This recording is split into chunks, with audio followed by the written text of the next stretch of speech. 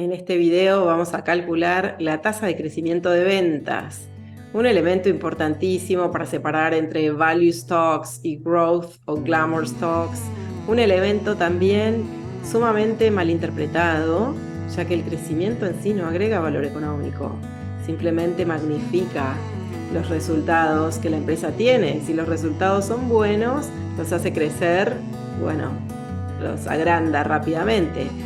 Si son malos, magnifica también las pérdidas.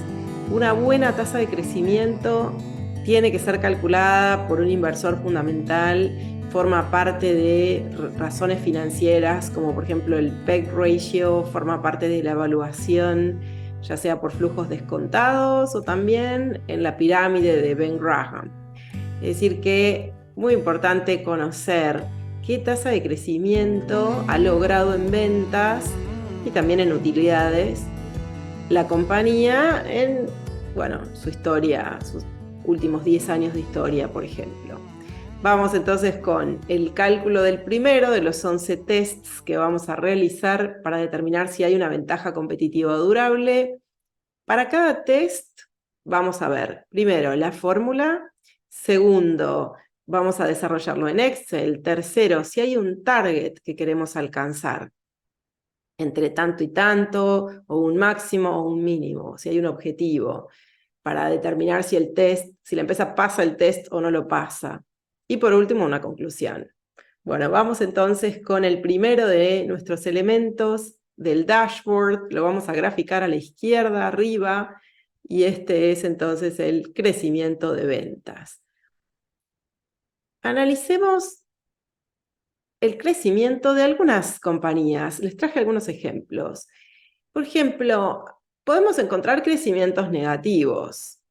En este dashboard que hicimos para Consumer Sector, que es el que vamos a estar analizando en los próximos videos, hemos encontrado una compañía dentro de las 60 analizadas que tiene crecimiento negativo. Es Adtalem, una empresa de educación. ¿Queremos un crecimiento negativo? No, puede estar indicando que han cambiado las preferencias, puede indicar que la empresa está en problemas. De hecho, luego del dashboard, en mi caso yo no conocía la compañía, y luego de ver en el dashboard que tiene un crecimiento negativo, googleé la compañía y fue objeto de un escándalo, tuvo algún tipo de controversia. Entonces, crecimientos negativos fuertes como este deberíamos dejarlo fuera. ¿Qué pasaría con estos otros tres? Un crecimiento negativo, pero apenas negativo.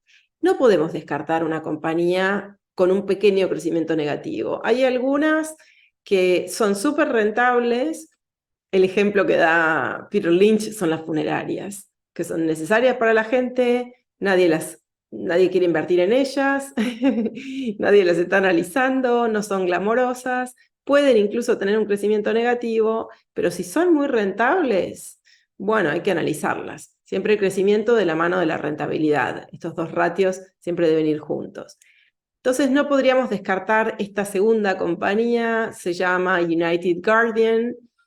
Tercer lugar, esta es Herbalife. A lo largo de 10 años ha tenido un crecimiento promedio del 5%. Es un lindo ejemplo para analizar porque si bien 5% de crecimiento está perfecto, pero fíjense que en la gráfica podemos ver que ese 5% promedio viene de un crecimiento muy alto en determinada cantidad de años y luego se estancó. Entonces, en la métrica de crecimiento hay que complementarla con la gráfica, porque aquí nos dejaría alguna duda.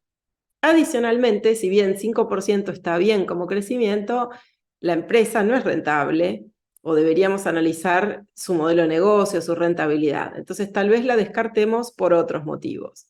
Por último, Samuel Adams, la cerveza de Boston. Esta empresa, bueno, como que cumple todo, porque sí es una empresa rentable, crea valor económico, y cuando analizamos el crecimiento, esto sería como lo ideal, 10% al año, sostenido a lo largo de una década, está súper bien. En resumen, entonces, descartaríamos la primera porque es un crecimiento negativo muy fuerte. puede indicar que se está agotando el modelo de negocios, y las otras 3, en términos de crecimiento, deberíamos aceptarlas. Luego hay que analizar su rentabilidad. ¿Cómo se calcula el crecimiento? No podemos promediar directamente, calcular el crecimiento anual y promediarlo. Tenemos que usar logaritmos para poder despejar una tasa de crecimiento y para usar todos los datos de la última década. Entonces, vamos a hacerlo en 3 pasos. Primero vamos a hacer una regresión entre los logaritmos de ventas, o sea que hay que calcular el logaritmo y hacer una regresión, y los años, entre los logaritmos de ventas y los años. Segundo, vamos a calcular la pendiente de esa regresión. Si crece, la pendiente va a ser empinada; si no crece tanto, va a ser más flat. Y por último, vamos a despejar la tasa de crecimiento, que la llamamos G, 10 elevado a la pendiente menos 1. Usamos el 10 porque vamos a usar logaritmo en base 10.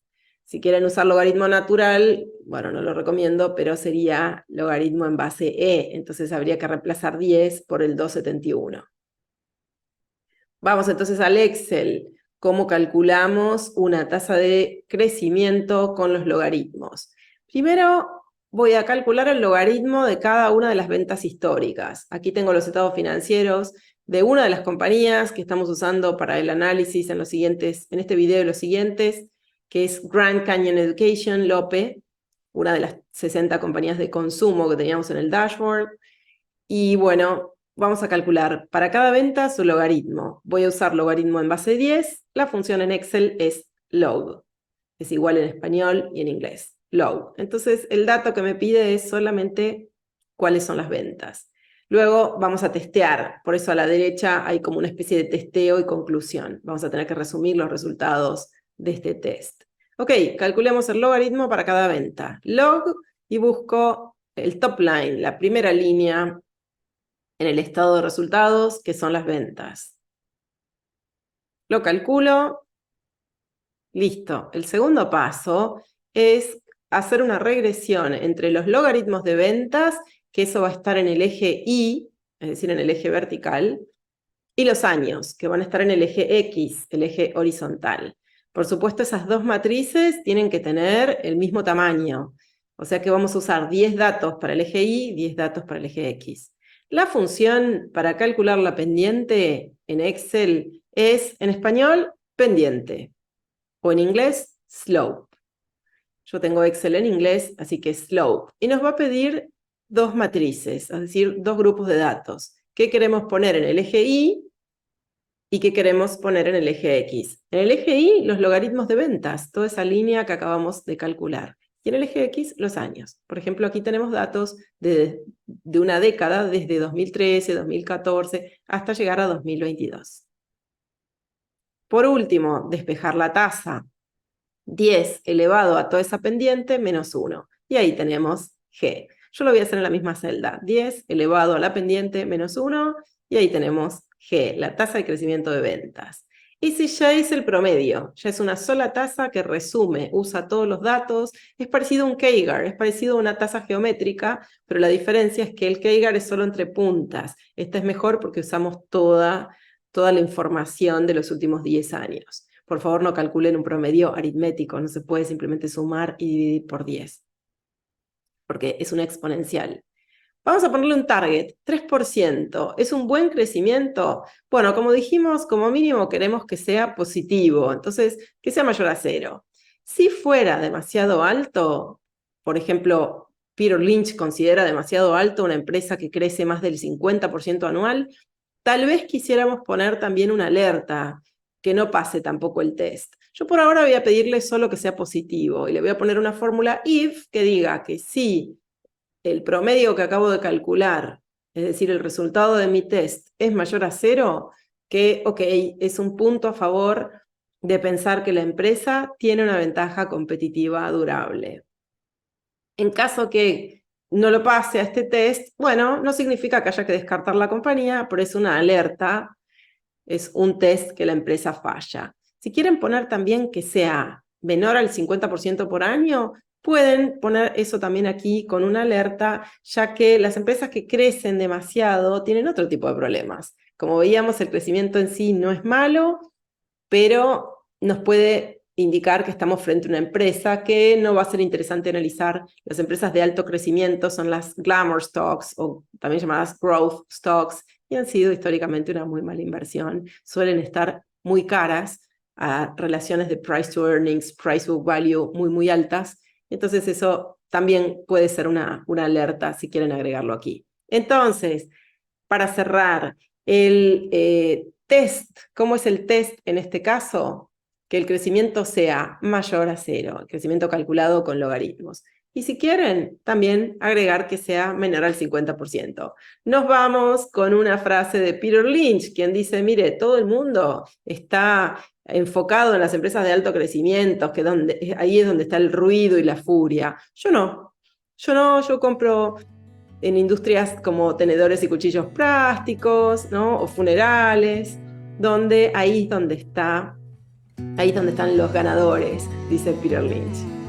Un abrazo para todos, nos vemos en el próximo video.